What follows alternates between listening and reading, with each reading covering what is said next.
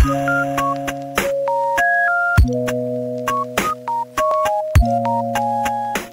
Legend of BlueBonnet, an old tale of Texas, retold and illustrated by Tommy DePaula.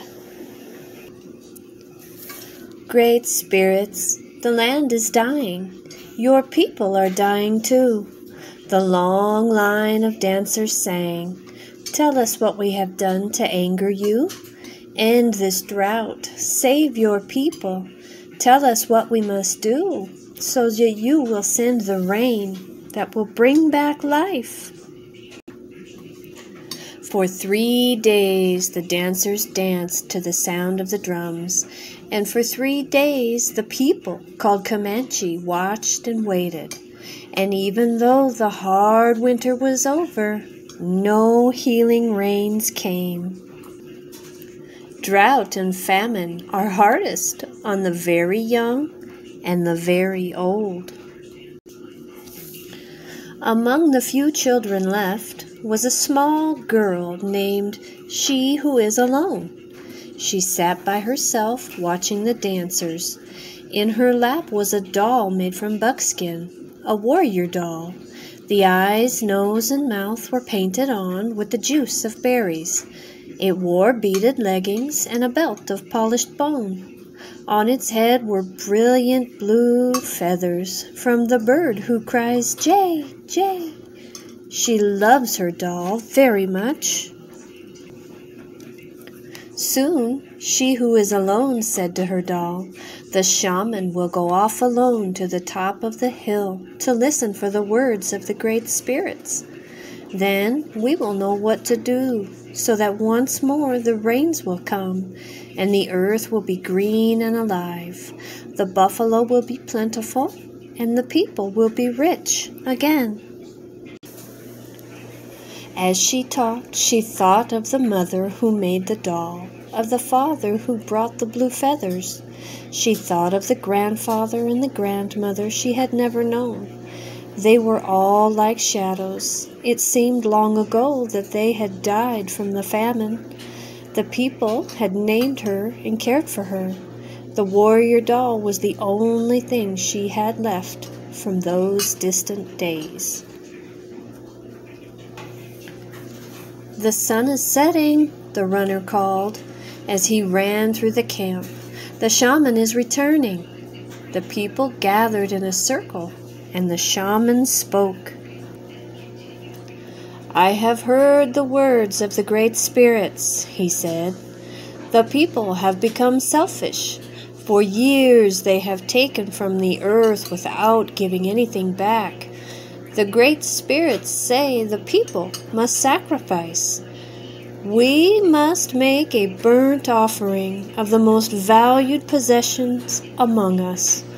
The ashes of this offering shall then be scattered to the 4 points of the earth, the home of the winds. When this sacrifice is made, drought and famine will cease. Life will be restored to the earth and to the people." The people sang a song of thanks to the great spirits for telling them what they must do. "I'm sure it is not my new bow the great spirits want," a warrior said. "Or my special blanket," a woman added, as everyone went to their teepees to talk and think over what the great spirits had asked. Everyone, that is, except She Who Is Alone. She held her doll tightly to her heart. "You," she said, looking at the doll, "you are my most valued possession. It is you the great spirits want." And she knew what she must do. As the council fires died out and the teepee flaps began to close, the small girl returned to the teepee where she slept to wait. The night outside was still except for the distant sound of the night bird and the redwings. Soon everyone in the teepee was asleep, except She Who Was Alone. Under the ashes of the teepee fire, one stick still glowed. She took it and quietly crept out into the night.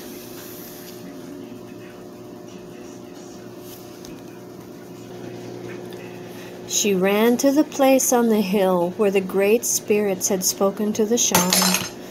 Stars filled the sky, but there was no moon.